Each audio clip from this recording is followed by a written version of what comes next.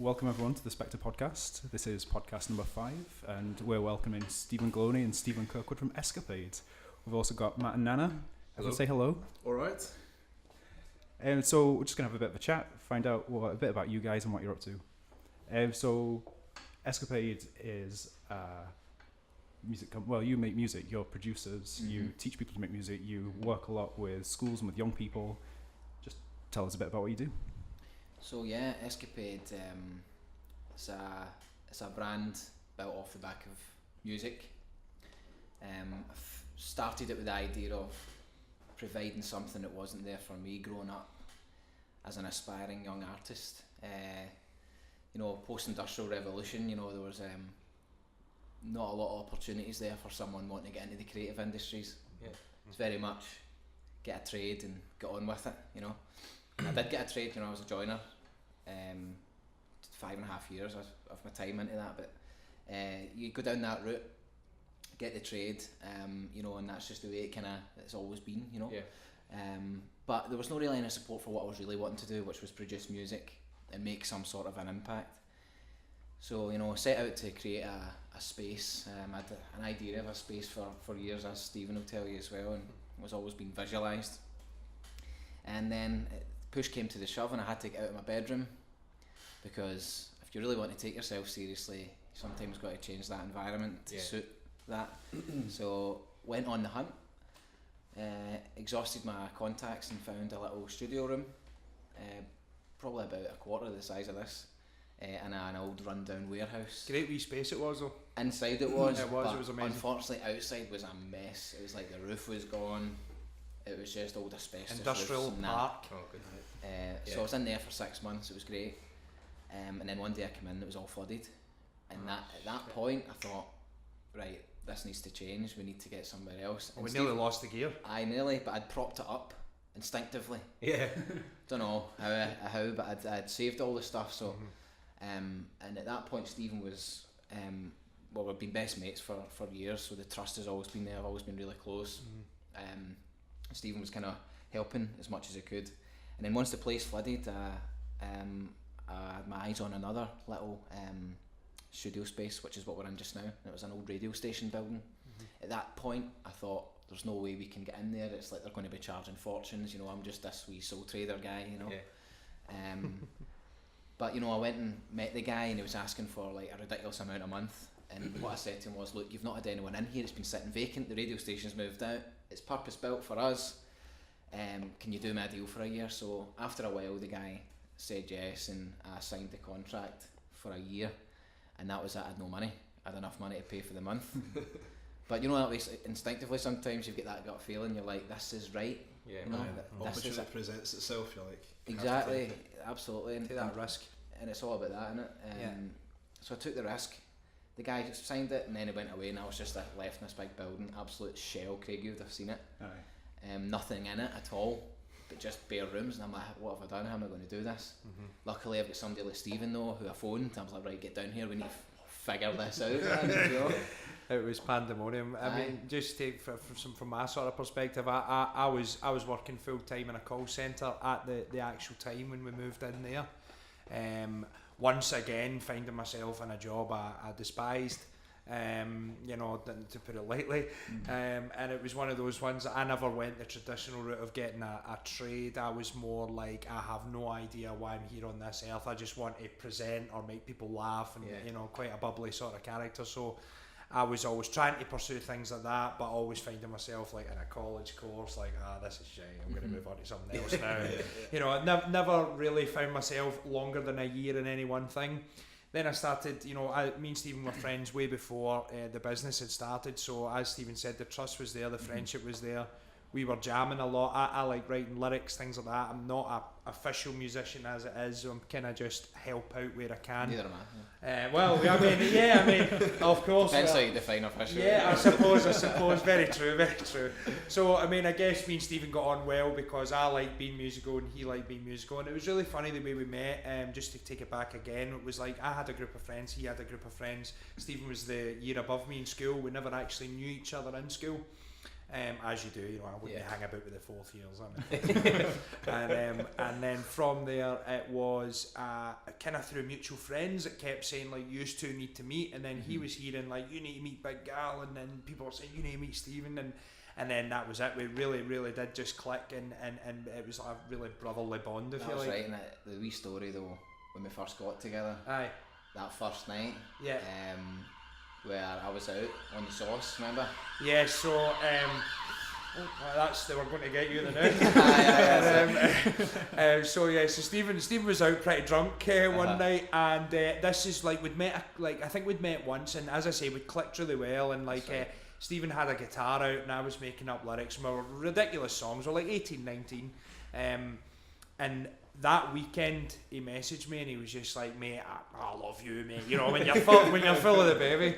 And that way I wasn't, but you know, it was a total mutual feeling, and I was like, mate, I feel the same. I think you're brand new. I don't exactly. We didn't know what it was. It was just like, man, I really got on with you. And then it just kind of naturally evolved from there. So we've been on a pretty much an incredible journey. Stephen's obviously pretty modest. He's a well-established artist within the dance music industry in terms of trance music, starting to release a lot of techno as well. And I'm just, you know, phenomenally grateful to be part of this journey and help to actually boost his career. So as he said, moving out of the bedroom, I was heavily a part of that, and saying, like, you know, you wouldn't, let's take this more seriously. Stephen moved into the small studio, and from there we started kind of learning some stuff that we were not really used to. I mean, you knew us from the Fiery Scots kind of day when we were doing some sort of broadcasting on radio, doing a lot of sort of political stuff. We were doing a lot of, like, you know, people call it conspiracies, or we looked at it as open your mind, alternative news. And we were kind of on that journey and opening the mind, if you like, and then from there... It was an awakening we were on. Yes. And it was all published on, like, the radio as well, so it was a bit of an experience. And being the go-getters that we are, we're like, we need a radio show, let's shout about this. So we did that for a couple of years, and then it just sort of kind of dwindled down, and our energy and focus started going a little bit more in towards business and music side of stuff, and saying, well, maybe we could really create something. Did people recognise you for the Fiery Scot?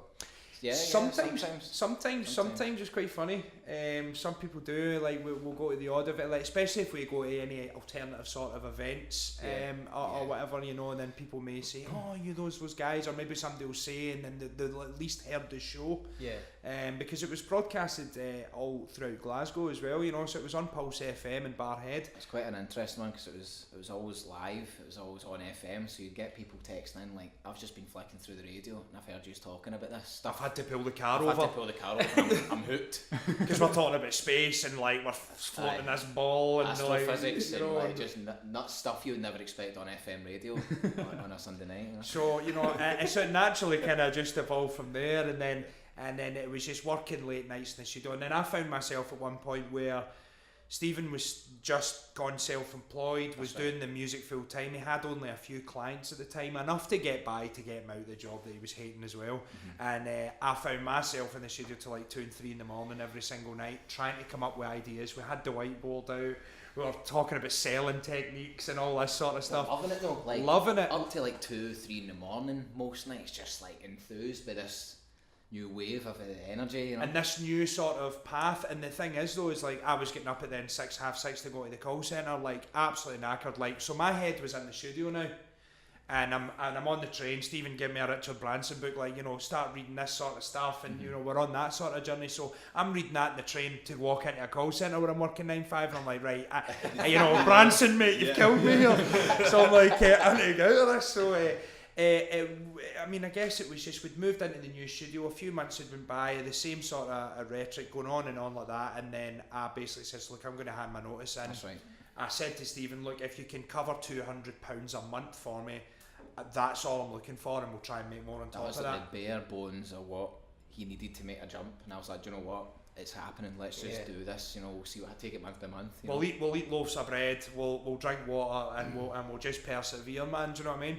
And this summer, I'm coming up for 2 years self-employed, working within Skapade, and so again, it's been a mega journey. And as I say, not being a musician or an artist, people are always kind of like, well, how are you involved? How have you done it? But you know, again, there's a whole, there's so many variables.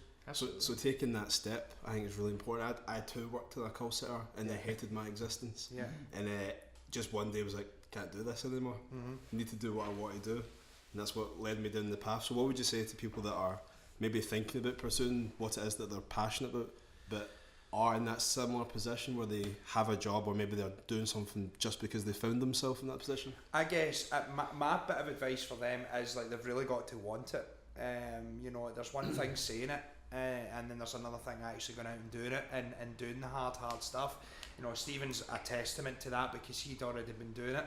For me, because, you know, as I say, Stephen had been sort of building in his own apprenticeship with the music and gaining those skills. Like, so someone like me didn't actually have that to come in with it. I would say you've really got to want it, because I've created this role out of thin air for myself, you know, and I said, you know, I've got a lot of value to bring to this.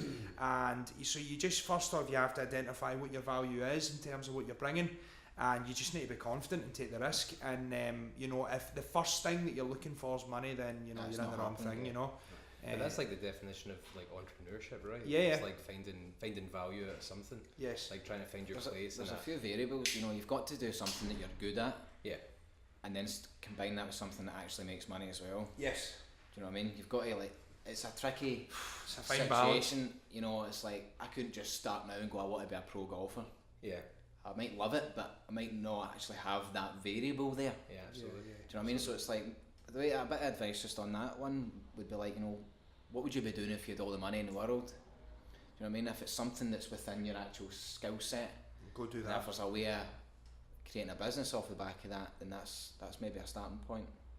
No, that's a good perspective on it. Well, we always ask young people this, and it's like, you know, the first time, I'll play Xbox and smoke weed and sleep all day or whatever, and you're like, okay, once you've done that for a couple of months, what are you going to do? you know. So it's like, you know, I'm sure you'd enjoy yourself for a little while, but after a while, you know, you don't want to just be coasting about. Like, you know, you want to be trying to do something and changing people's lives in some way or another. And for us, we decided to do it one person at a time. Yeah. You know, and working in community stuff or bringing people in from all over the world to work actual one-to-one tuition with Stephen, or some of the other guys down at the studio. You know, it's I guess that really. But you could have easily gone into just doing joinery, like self-employed joinery. Yeah. You could have just easily done that and made a good business out of it. Yeah, but it's just my heart. Knowing him, it's not easy. Trust me. Like, see, knowing him, he would never have settled for that. Could have the business aspect. You know, I guess the fundamentals are the same, but from the minute I stepped foot on that building site, first year apprentice, I knew. But it's that passion, right? Yeah. If it's not there, it's not. It's not there, and it's like the problem was there was no one in my network really with any other alternative. Yeah. That's why it took me so long. Yeah. To really get into my own mindset. It took me years of like hating things and hitting really the bottom. You know, a lot of bullying goes on in the building sites and stuff, and it's stuff that drives you hard to make sure that what this stuff's doing is going to work. Do you know what I mean? Yeah. But I knew from straight away I was definitely not doing that. And I guess going back to Skapade, we set out to create a polar opposite effect there. When people come to us, we give them the support and the kind of belief that they can do things, they can go out there and create a business, whereas I wasn't told that until I kind of got a team around me myself. Do you know what I mean? Yeah, which is a difference in Scotland. I think a lot of people in Scotland tend to kind of try and suppress you sometimes for some reason. Slagging, loads of slagging, stuff like that. And the thing is as well, for me, like, I always fully believed in Stephen's ability in the studio, and that's why I was sold straight away. You know, as I say, we were friends first, so I already knew. And prior to, I mean, I grew up listening to lots of foreign music and lots of hip hop. I was not like predominantly into dance music at all until about a couple of years ago, and it was like I really pinpointed to that George Fitzgerald track that absolutely kind of brought me over. I'm like full circle from one of Stephen's podcasts, and I was like, shit, I'm into this. And then I also thought to myself as well, if I'm going to be involved in this industry, I need to understand what I'm talking about, what are the different labels, you know, and whatnot. And now I'm, you know, I absolutely I love dance music, so I think, you know, having that support, because I'm really, really open-minded as well and quite empathetic. So I think hearing Stephen and seeing what he was saying and saying, look, do you want to actually try and make something out of this, whatever, I was on board straight away. And as he said, you're really up against it, especially in Scotland, with people like, come on, go and get a real job. You shouldn't enjoy your work. You know, no one enjoys their work. No one enjoys their work, so why should you? You know, and it was for us, we were like, we're not settling for that, man. Do you know what I mean? We're on this one time only. And it's just an uneasiness. I can describe it as a real daily uneasiness. Like, you need to get this sorted every single day. But some people can deal with that uneasiness, and the thing is, and some people are happy, and that's cool, you know. But the majority of people, you know, I've actually been doing a test the last couple of months, and I meet people and I'll go, you know, I'll hear them talking about the work, and I'll say, do you enjoy your job? And this is what the answer 9 times out of 10 is, there's money in it. Yeah. That's not what I asked you. That's not what I asked you. Do you enjoy it or not? It's alright, like, go and find something you enjoy. But I get that it's not that easy, and you don't just flick a switch and it's all good. But you've got to at least start making the steps towards it bit by bit. And you can. It all starts in the mind, really, and that's the journey we did. Is we started changing our mindset. And starts there first. Yeah. Scotland's a difficult place for that, though. It's absolutely a difficult place. It really is. I think there's like you have kind of this little bubble in Glasgow of people who are doing their own businesses, and you can go to networking events and meet guys similar to us. Yeah. They've gone out and done it. You can all pat each other in the back. But see, for the majority of people, it's just not an option. Not only is it not an option, it's not even a consideration. Yeah. It's too much risk. It's too much work. Yeah, that's what it is.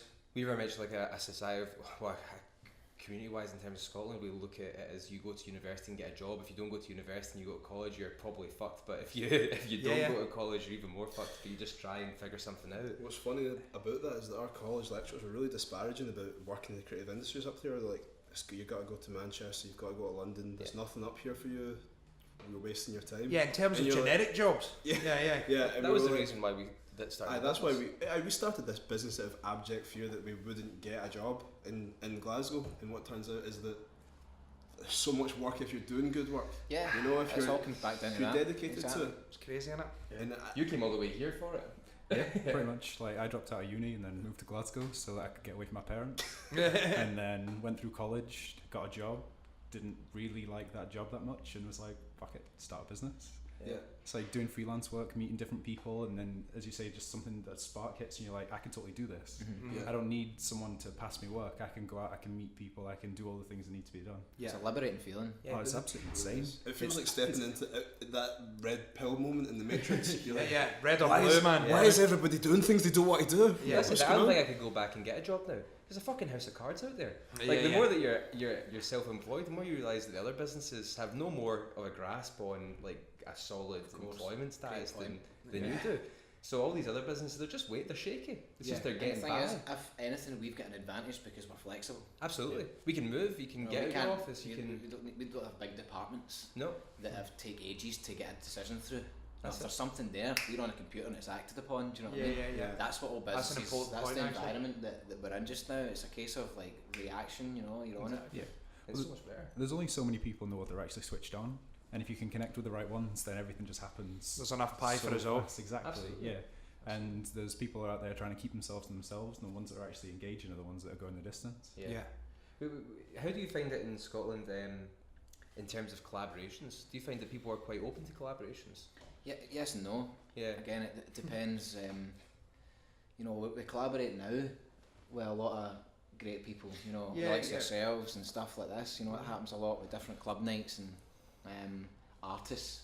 Yeah. So it's great that way. You know, but I actually think, to be honest, just in my own sort of perspective and coming into the dance scene a little bit later on, I really feel that Skapade is breaking the mould, because we have managed to blend a multi-genre company together that, first off, when we started, of course, because Stephen and Stuart, who's down in the office just now, who's one half of Second Phase, sort of similar stature, guys are playing gigs all over, and you know their sort of careers starting to grow. It's like we were first initially labelled a trance hub, if you like, a sort of a place where trance music was made, which is totally understandable because our head guys are trance artists.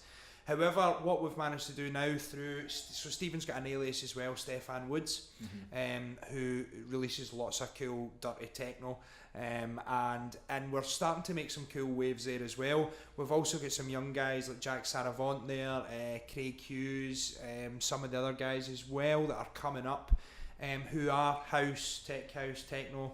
So through that and through bringing other brands, so just exactly the live stream that we do every single Friday night, we cheap plug every 7 to 11 every Friday on our Facebook page. Get on it tonight, I'm actually playing. what we've managed to do is bring other brands in. So we've had takeovers from like techno artists like Animal Farm, who are massive in Glasgow at the moment. We've had other takeovers like On The House, Andy Rayside and those guys. And again, predominantly, we probably wouldn't have all collaborated See, that's before. interesting actually. Like before that, there was no really such thing as cross-genre kind of networking or collaborations. But as you say, Escapade has been like that glue. Yeah. And our tagline is like the heart of Scottish dance music. Yeah.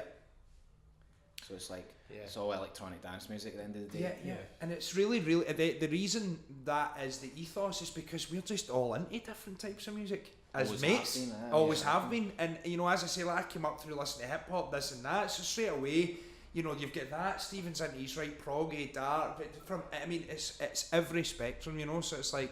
I think that's really why it's like, look, why should we have genre wars when we can just bring it all together and have house nights, techno nights, trance nights, because we're into it all, and we're not going to be like a wee niche like, oh man, you can't play this or you can't play that, you know. It's like, just play what you want, man, as long as it's good, you know.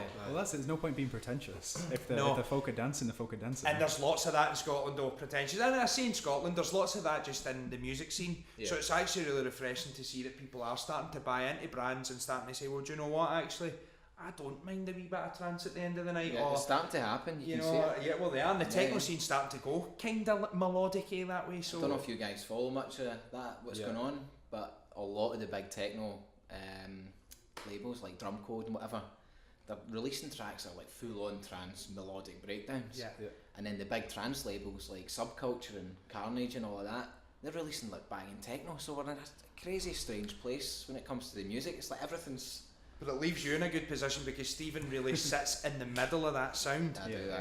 Well, especially Stephen Kirkwood, artist. So it's like it's quite an interesting space for us to be in at the moment, and it seems as if the market's coming to us, you know, like that way. It's funny you were saying that because it seems that an artist maybe 5 years ago that was purely techno, like dark techno. If you listen to them now, they're probably playing something melodic. I just never really pieced it together like that. But obviously, as an artist, you need to kind of grow and experiment. You have to find the sound 5 years ago doesn't work now. You know what I mean? Yeah. So it's always evolving landscape, and as Stephen said, it's now starting to really cross. And I really feel Escapade's becoming that hub to cross it over. Which is really exciting. It's all about really catching the wave and momentum. I think you're talking about collaboration there. I mean, we're doing this just now. It's collaboration, you know, with the internet, with the knowledge that's out there, with the books, with the leaders, with the inspiration that's out there online. We're bringing bits of what's happening in America and across the world to Scotland, which is definitely rubbing off. It's rubbed off on Escapade, it's rubbing off on you guys. We're into collaboration as opposed to, you know, rivalries. It's all a move as one. There's enough cake for us all, kind of thing. That's it. And it's like we're in all of us are in a nice sort of landscape with this, I think. So stuff that's come from the journey that you've talked about and how you've like had to inspire yourselves through the books that you've read and how you've changed your mindset. You're now taking that out to younger people across Glasgow and the west of Scotland. Can you tell us a bit about that? Like how you got into it, like what it was that started it and what drives you to continue doing it? Yeah, for sure. It was like, well, being a young person growing up in Dumbarton, there was zero in school for what we're doing. Music was classical, a book. That was it really, and my whole career's been founded off the back of music that I taught myself, so there's something in that for teaching young people now. And at the very first start of the studio, I had kind of got a workshop together. The very first one, it was with a social enterprise called Why Sort It in Clydebank. Great people, still work with them. Yeah, great people. And basically they were looking for creative facilitators, and I'm like, I could maybe do that. I need to do it, and I would really like to do it because I've got this big, huge studio space now. I need to do something, you know. With no money. So I wrote into them and says, look, this is my experience, this is what I'd love to do, what do you think? And at this point, Gal wasn't really involved with any of that as well, which is really quite interesting. But delivered that first thing, and then when Stephen started getting more involved, there's something in helping more young people, there's something in speaking to the schools, there's something in going into the colleges and really trying to network. And I remember actually when we were first sort of trying to formulate, so after Stephen had done that and it went pretty well, we're like, okay, maybe we could do more courses like this, but maybe integrate some of the stuff, you know, especially because I was wanting to start working there. It's like, well, what weeks could you deliver? what could I deliver on? So it was like, okay, let's get our heads together. And I remember like sitting like up to all hours, like up in my living room, like literally making a course up out of thin air. And then saying, right, I think we've got it. We've got 8 week structure down, like 3-hour classes. Okay, let's go and try and sell this and see when we went into the like after why sort it. So he'd already made a connection, so we kind of thought, right, well, we could probably maybe get something with them again, and we'd love to work with them. We went to another organisation, and I remember like sitting in that meeting, and literally the night before we had made this thing up, and we were in. We charged a decent price in our mind, you know, which is still like not too far off what we charge now, and they shook our hand and they're like, yeah, that sounds amazing. We literally got in the van, we're like, no way, this works. And we're like, shit, now we need to deliver it, you know. So it's like, and then we done it, and you know, it was our first time ever like being in that. We were talking about mindset, we were talking about selling stuff, we were really just making up stuff and thinking, well, what would we want to learn? And that has been our ethos going forward with every single class. It's like, well, what did we want learning growing up?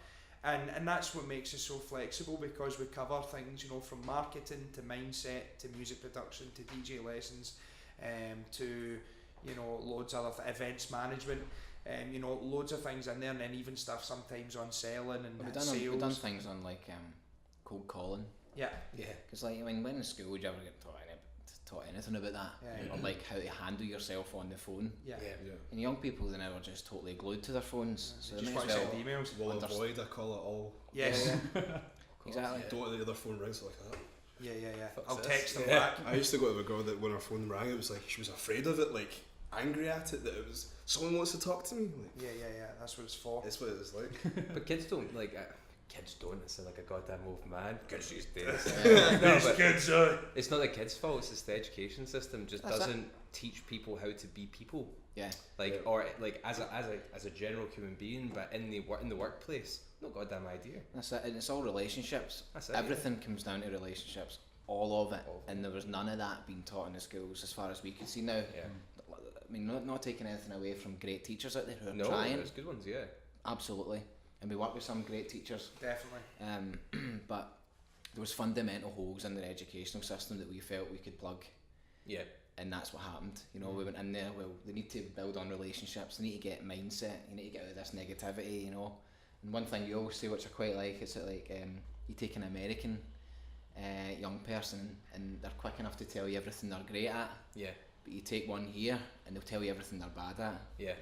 Do you know what I mean? And you're like, that's a fundamental difference that needs to be sorted it's out. a total cultural thing, and it's even down to diet as well, you know. The diet over here is just shocking for young people and stuff, you know. And coming from an Italian background, I was really blessed that my mum would cook a lot of Italian stuff, and but like, you know, like really though, like in terms of like, I remember going into school with like, you know, like Parma ham, melon, celery and olives, and like, and I'm getting slagged, do you know what I mean? Like, why would you eat that? And you know, like, and it's actually like, you know when you're young, sometimes I'm like, I'm even binning it. Yeah. You know, that way, like, I'll go to McDonald's then because they're all, you know what I mean? Yeah, and it's like that peer pressure. It's like, oh well, you know, it's like, why would you eat an olive? That's disgusting, this and that. So I know I was always lucky that way, and you know, and I would always go, you know, a day of the week I'd go to a friend's house and they're like, come to ours for dinner, and it always like chicken dippers. Chicken dippers, you know, hunters of sauce, loads of fatty stuff, you know, juice. Like, I was never allowed juice at the table, always water, you know, always kind of eating a bit better, like green was on the table, do you know what I mean? Yeah. And it's just, and I guess that there's so many variables. Once again, it's the mindset is just totally different, and obviously America is a place on steroids, man. They're absolutely mental. Yeah. There's a negative side to that as well. There absolutely like, is. Their insane self-confidence. There's also a little bit of delusion sometimes that's yes, associated with that. But we are just so far polar opposite to it that we should go more towards that side. Even people blinkers on. Even people that are capable over here play it down. Like, no. They don't like a compliment. Don't give me a compliment. They don't like it. So you put me on a pedestal, then that makes it easier for me to fall off. Yeah. Well, my experience of that has been like when I first started out and I'd show people my designs, I'd already be really negative on myself, and people were like, no, they just did good. And now it's got to the point where I like the stuff that I make, and I I show it and I say, oh, I really like my work, and people are like, oh, you're saying that about your own work for, you big-headed, this, that, and the next thing. Yeah. So you can't win either way.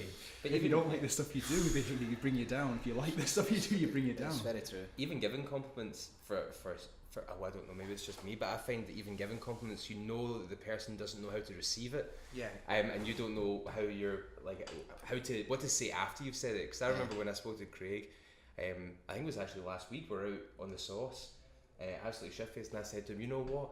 I think you're a really great designer. And he went, okay. We just stood there for like 2 minutes, just like, yeah, thanks, man. All right, want a beer, mate? Yeah, that's See, my answer to that though would be is just give a compliment anyway, man. Do you know what I mean? That's like, it, you know, just give it anyway, and you just be nicer than you need to be. Do you know what I mean? It's like, as long as it's sincere, what does it matter? And if people don't like it, fuck them. See, for us as well, you know what kind of environment you can create when you give compliments. Exactly. And you give that, you know, and it's, for us, we're in a bubble of that. You know what I mean? It's very rare that somebody can come in and get into their defences up, you know. We've got a total bubble of positivity. No negativity zone. Aye, and it's like, it's full of compliments to the team. It's full of, you know, when people leave the studio, they're like blown away because of just the environment we've created, the culture, do you know what I mean? So you can create it amongst yourselves, and we're creating a bigger community here even. You know, because this will all spread out and people want to get involved, and before you know it, slowly but surely it's starting to kind of a more positive landscape will unfold. You know, it's like it'd be the change you want to see, I guess. No, that's it. Yeah. So see, when you decided to do the workshops to be able to get into schools, was that kind of out of realising that you weren't getting what you had wanted from school and that you wanted to give back to students and to young people? Was that kind of the reason why you wanted to do it? Certainly one of. Definitely, yeah. Having a hub where people could come and learn what would seem to be quite hard subjects, or you know, anything to do with the creative industries. That was a goal for sure. Definitely. You know. I mean, I guess so. It's like you see all the sort of stuff that's out there, really, and you're thinking, well, what opportunities are there? How can we create something? Yeah. And provide something. I mean, like it's like even like I remember going into the job centre at 16. I always tell young people this as well, you know, and they're like, well, what do you want to do? And you know, as a 16, 17-year-old, unless you're kind of fixated on something, you're kind of like, well, I've no idea. You know, I've left school and I don't know what to do. It's like you can't be arsed doing it. You're like, oh, I just, you know, I was enjoying school. You're not supposed to know. And I remember going in and saying, look, I'd love to do something like TV presenting or be a comedian or something like that. And the women started laughing, you know, and I always say, well, I must have done something right then if she's laughing, you know.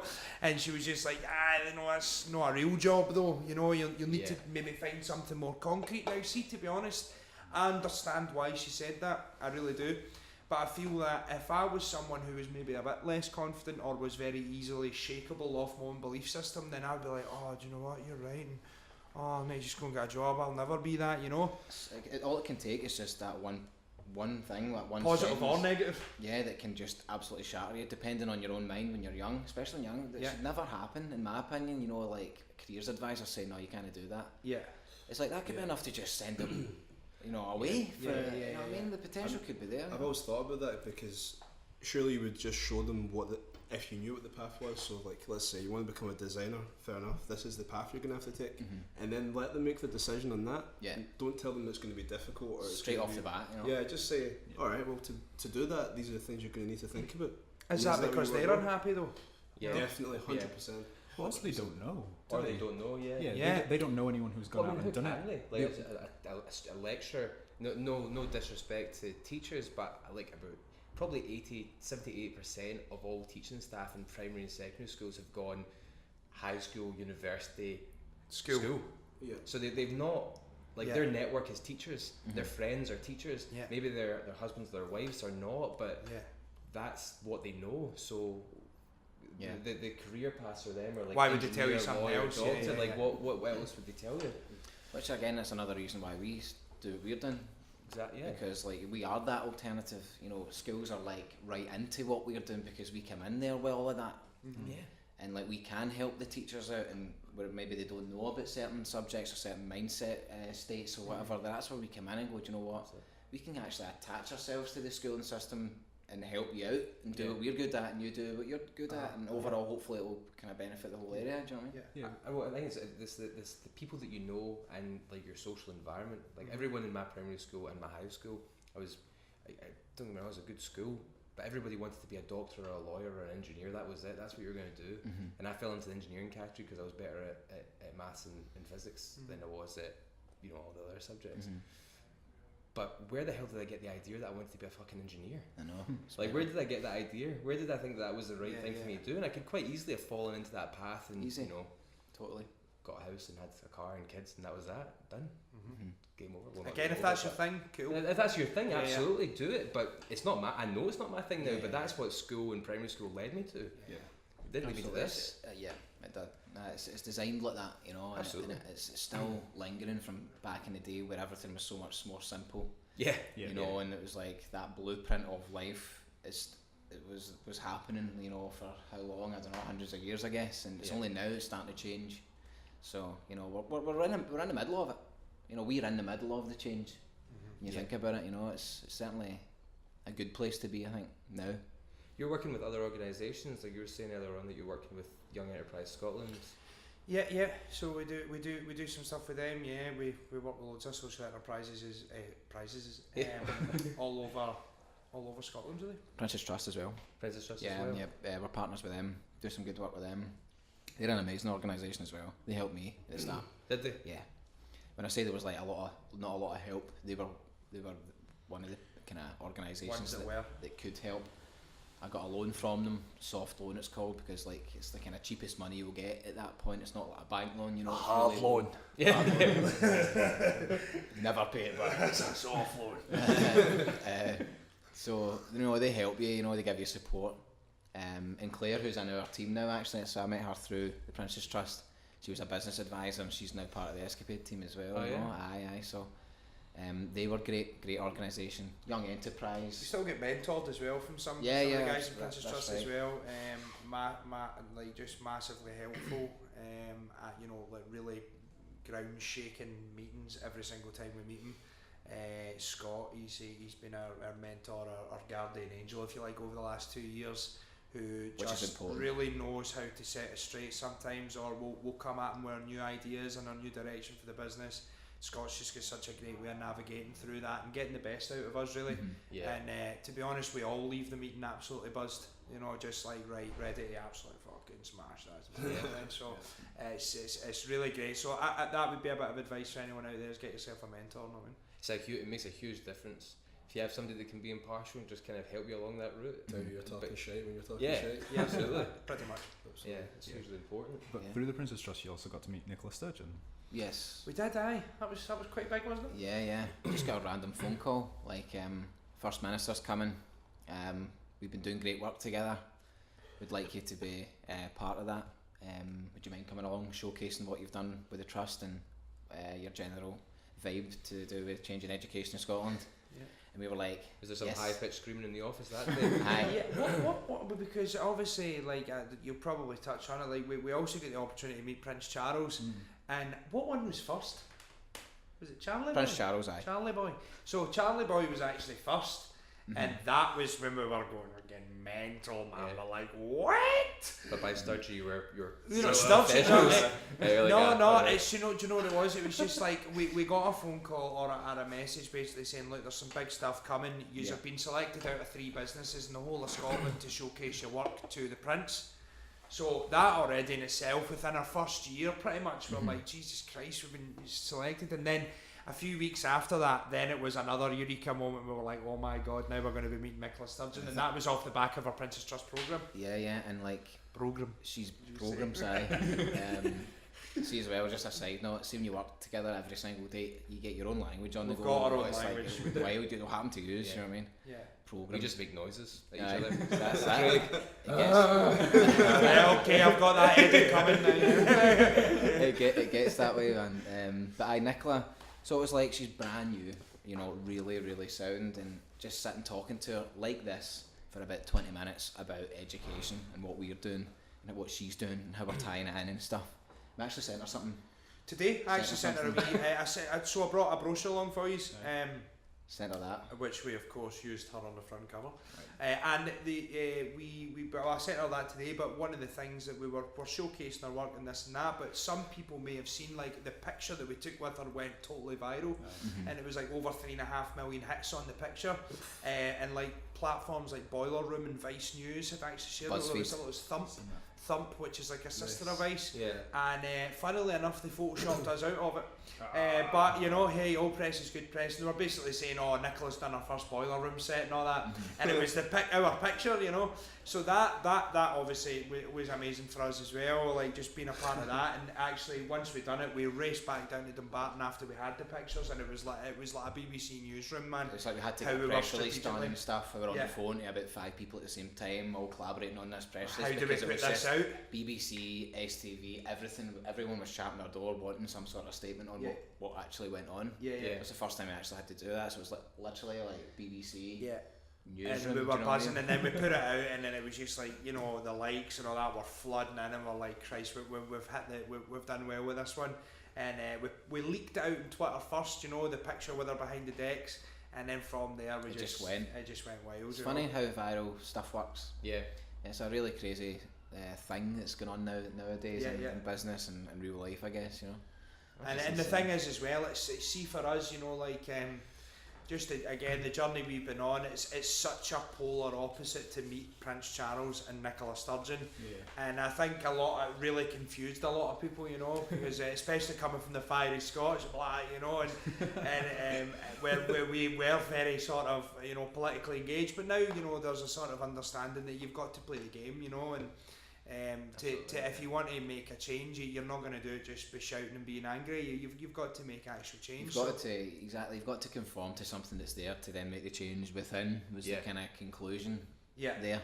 We could have shouted every single Sunday night on Pulse about that. You know, but again, that's not really doing nobody any favours. It's not doing any service to what our goal was. You know, but Skapade has allowed that because we're actually, you know, we're teaching, we're in the schools, and we're meeting Nicola Sturgeon, Prince Charles, and that, you know, making the change happen. But instead of shouting about the problems, you're trying to make a change. Well, that's the thing. You know, and the very things that we're talking about here when it comes to mindset and diet and stuff like that, that is lots of that makes it into our workshops. And teaching young people. So it's like music's the vessel, but really we're teaching them stuff that it's like, look, man, you know, get working hard, get reading the right stuff, get your mindset right, you know, find out about Nikola Tesla and whoever it may be, and whatever, and but we're doing DJ lessons, you know. But of course it's like it's finding that balance, you know, and we, you know, before we wouldn't have been able to do what we're doing now, and now there's just, it meets somewhere beautifully in the middle where it's not too wayward, and it's actual, you know, there's real positive outcomes.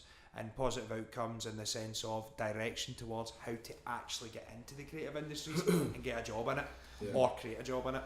You know. So this is obviously a really exciting time for you. The music scene's changing. Obviously, the political landscape's uncertain. There's a lot of uncertainty. And out of that comes opportunity. So absolutely. Where do you see Skapade being, or what is the future plan if you have one? World domination. I mean, you know, I think for me, I mean, our answers will be slightly different, but pretty much the same. For me, the big goal right now is focusing on growing Stephen as an artist and getting him bigger, which is going to allow Skapade to grow bigger as well. Having more artists actually under our wing, growing them up and helping them and getting them involved in more shows and events and stuff like that. And just really growing, you know, already in terms of online, we are the #1 studio in Scotland, independent studio. And that's just through the way that we market ourselves, and we actually do have established artists working under the brand. And I guess it's really just, you know, being, you know, oh God, man, the absolute hub for people to come and, you know, for the live streams to be hitting more numbers. Yeah, exactly that.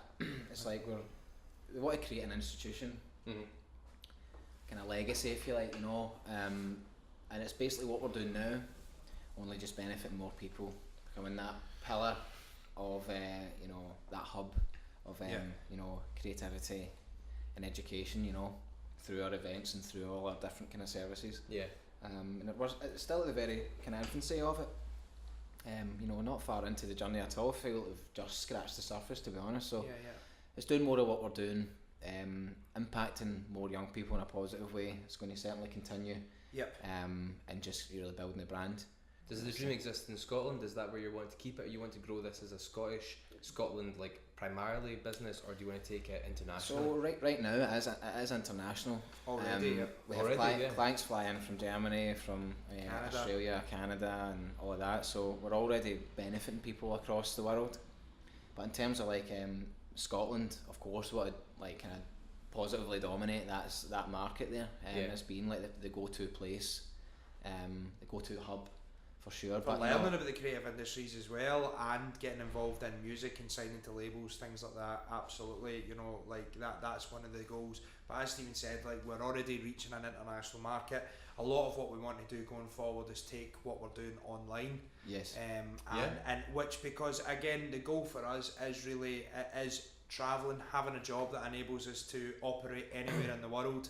And potentially, opening up branches in other parts of the country and other parts of the world one day. Really that needs to be formulated, but that's sort of the direction and what we'd love to do, and really just help people, as opposed to like, I'm not showing him how to do this kick that way because I don't want him ahead of us. Instead, we're actually saying no, let's share the knowledge, grow other people, and we all grow together.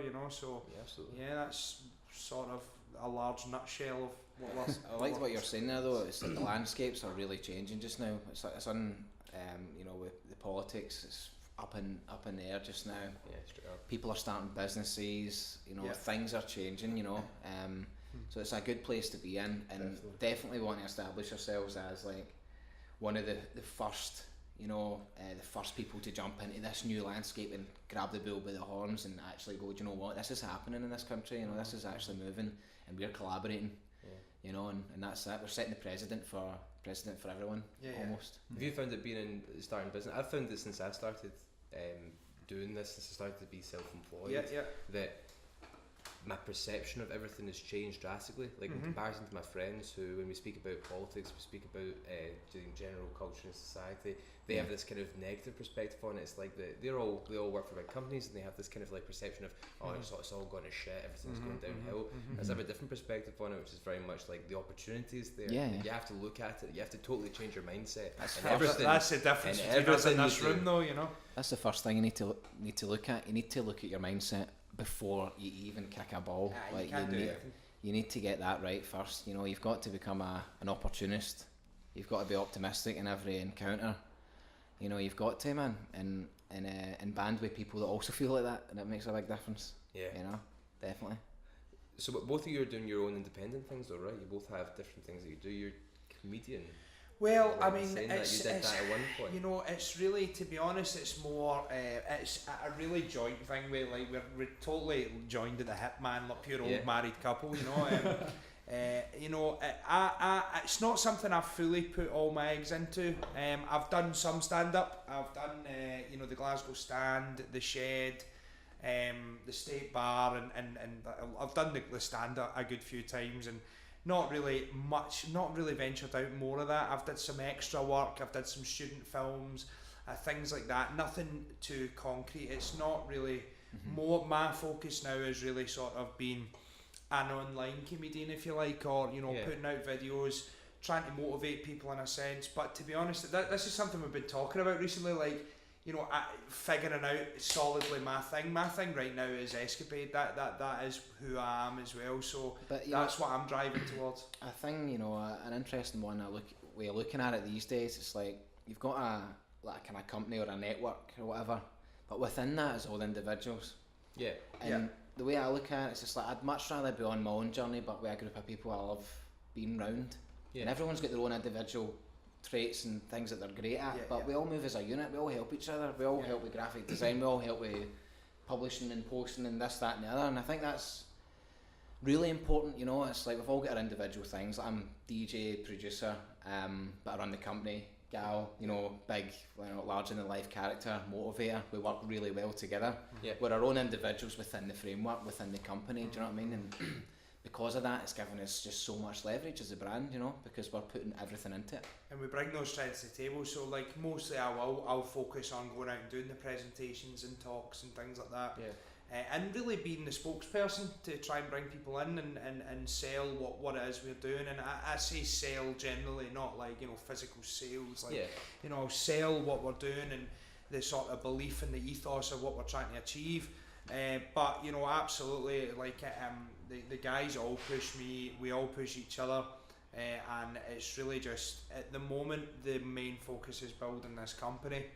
And building what we're doing. But companies are people though, aren't they? So exactly. Again, that's what it's all about. So if you look after the people, build the people up, make everyone feel, you know, happy when they're there, then everyone grows together. But these things obviously help you independently. Like, absolutely. Doing the stand-up must have really boosted your confidence.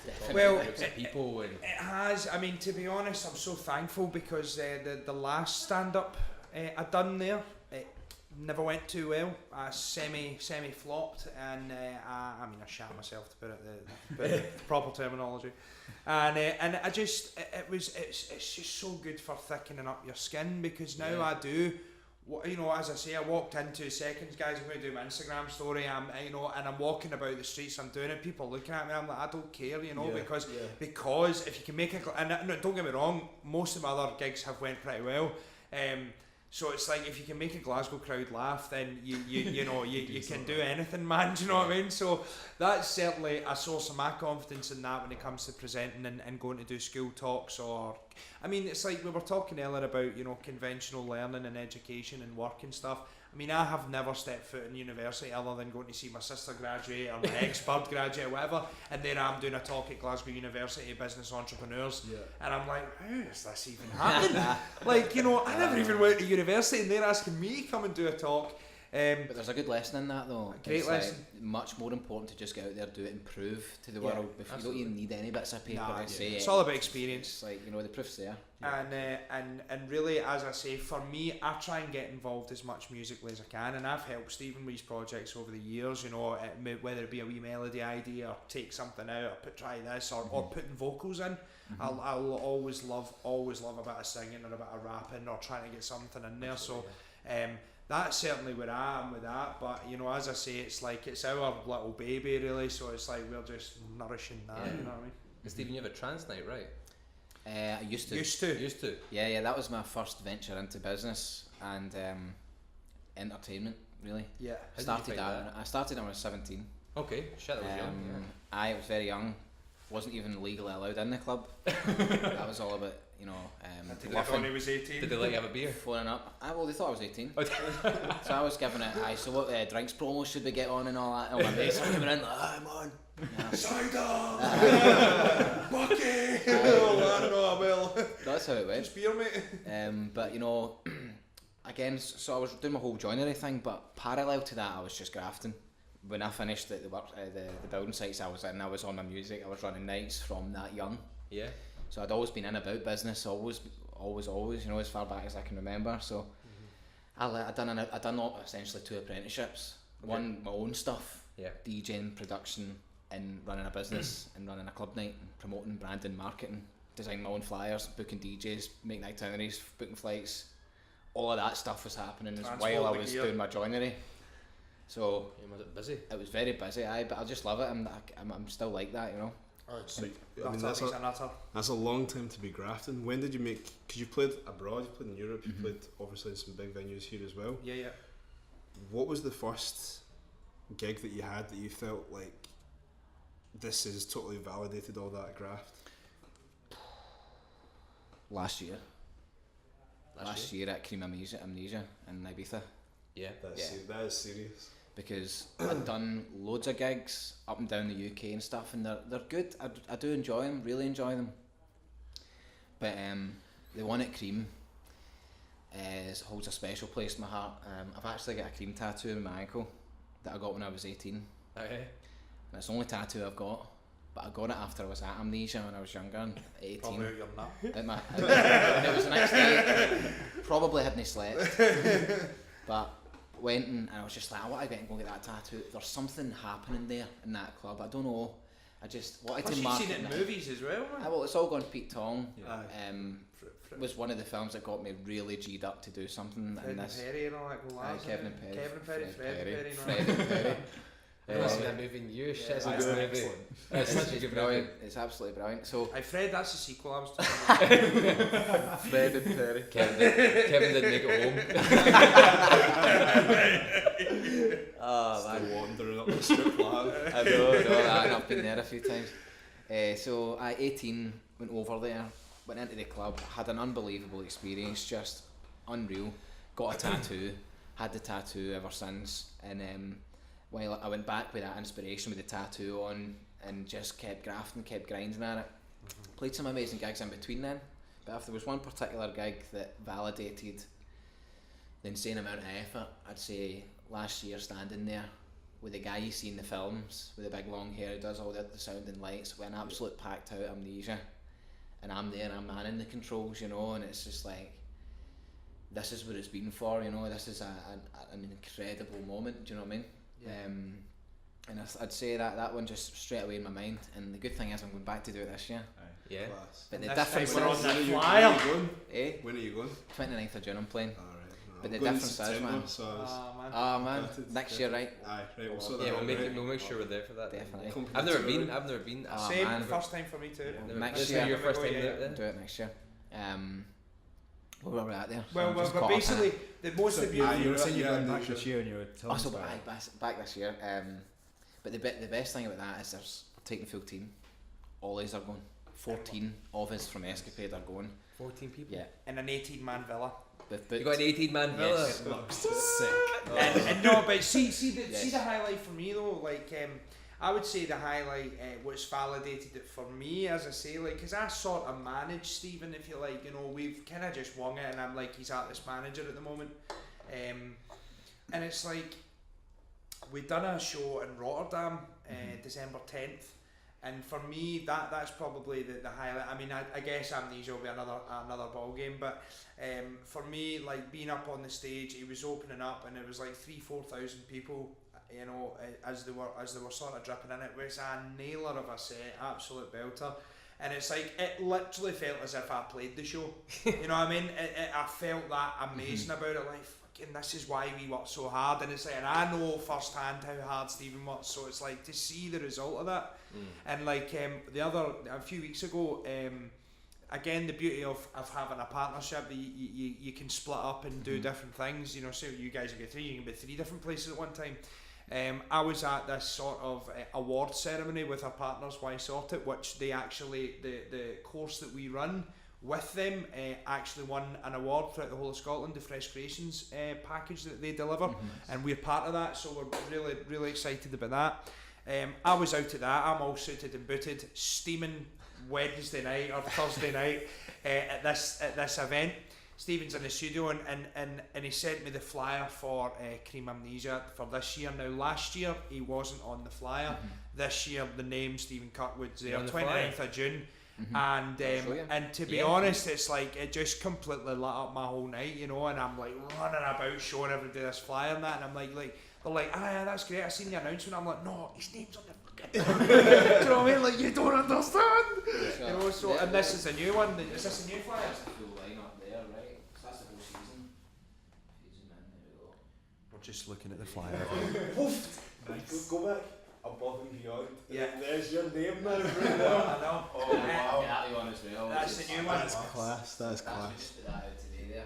So for us, this is just exciting for us, because this is really the start of the journey of stuff that we've been visualising, guys, you know what I mean? And it's like, you know, we've spoke about this, and now this is my first time going to Ibiza. The way I look at it is this is a working holiday. I'm totally going there to have fun, but at the same time I'm there to fucking network, man, With a pool. and speak to people with a pool. And a cocktail. Yes, exactly. yes, absolutely. Yeah. And in between all that is where I do want to get some work done and you know, meet some great people and Just network. shows you how much you love the work though, which is Yeah, because so I'm important. going there with that mindset as So opposed to important. like You've got to love it. You've got to you love do it, it. man. Every day's a holiday when you enjoy what you're doing. It's not to say that every day is amazingly fun and it's all, you know, roses, but it's absolutely, you know, there's nothing else we'd be doing now, you know, and I cannot turn back. You know, we now and again will look at each other like, we fucked it now. because we just need to do this now. You know, it's like, shit, we're too deep in now. Like he's a table to hide under. I know. You know, it's like I know. so it's Right. been the most incredible journey, you know, and now to go and see my best mate go and smash Amnesia and you know we're you know, even in the van there we're listening to music on the way up, like, could this work in the set, could you listen to this, could you play this out, what should we do? And just even being a part of that, to then be behind the decks with him when he plays it out, I'll probably end up in tears, guys, I'm not gonna lie. Aye. I can't wait to hear about it. Cannot Yeah, wait to hear yeah. about it. That's unbelievable, man. Absolutely. I've had some It's emotional growth listening to Above and Beyond, and there you are on the ticket, man. That's Yeah. that's serious. You know, you think about us then, mate, when Yeah. we, you know, and No especially doubt. Stephen, Yeah, man, I'm getting absolutely. the hairs are standing up now thinking about Knowing it, your guys. dedication to the stories, I'll be able to see it firsthand. Well, That's you it. definitely follow me because I for sure. cover everything I do, and, sure. and you know, I'm actually getting a lot of messages from people all over, like, you know, that are really enjoying it and this and that. And that's what I love doing, you know. I love being a big character, having fun, and just putting the camera in people's faces, man. Like, right, what's happening? Like, you know, like, don't be scared. It's just a camera, you know. And so to see that when that eventually happens, see that the scary thing is I know it's going to be overdone like that, and we'll already be back in Scotland, and it'll already be done. Do you know what I mean? So you've got to just try and bask in every moment, every day, man, Absolutely. because You do, yeah. Rotterdam felt like forever, and now it's already like nearly 6 months away, gone. You know what I mean? Yeah, So it's like that's just life. As the more fun and the more bigger we're getting, and then terrible English, but you know what I mean. It's like Is that Italian? I know it's because I'm from Italy. I know you. Are you struggling with the accent at all? A wee But bit. like, Can you talk louder and slower? But it's like as we have grown, and you know, it's just the time just moves quicker and quicker. Yeah. So it's like it's just about trying to enjoy every single moment, guys. Guys, this has been absolutely magic. It has And been. what I want you to do is just tell the folk where they can catch your podcast, tell the folk where they can keep up with you. Okay, cool. You So first. yeah, Escapade Studios. Now we spell that SKAPADE. Unique spelling of Escapade. Check that out on Facebook, Escapade Studios. EscapadeStudios.com as Yep. well. StephenKirkwood.co.uk and Stephen Kirkwood on Facebook is mine. So Yeah. Again, go to Instagram or Snapchat, whatever, at all Escapade Studios, Escapade TV for YouTube, or Escapade Studios. You'll find it there. Loads of podcasts, loads of cool content there, studio tips, things like that for producers. You can just find my artist page on Stephen Galloni. And pretty much that's it, and then all the guys there. And if you're a follower of the story in Escapade, you'll know who's part of the team, and all the links and relevant stuff's there. So go and check out Escapade, give us a wee like, give us a share, and make sure you tune in every single Friday night, 7 to 11, perfect warm up for your Friday night. I know fine well you're going to listen to this and been incredibly inspired, so hit these guys up and find out more about their story, help them out any way you can. Get some information, just get online and check this out. yeah, can I just say as well, thanks for having us on. Oh, yes. Pleasure. Thank you so much. Great Real people pleasure. for sure. I've met Craig, met you guys for the first time. Let's definitely do some stuff going forward, you know. For sure. It's all about that. We're not even that far away really. So again, the point of the podcast, collaboration is key. We are going to start doing it. Let's do it. I do, definitely. Thanks, do it. guys. Yeah, Thank this has you. been brilliant. Thanks a lot. Cheers, man. And catch you next time, listeners.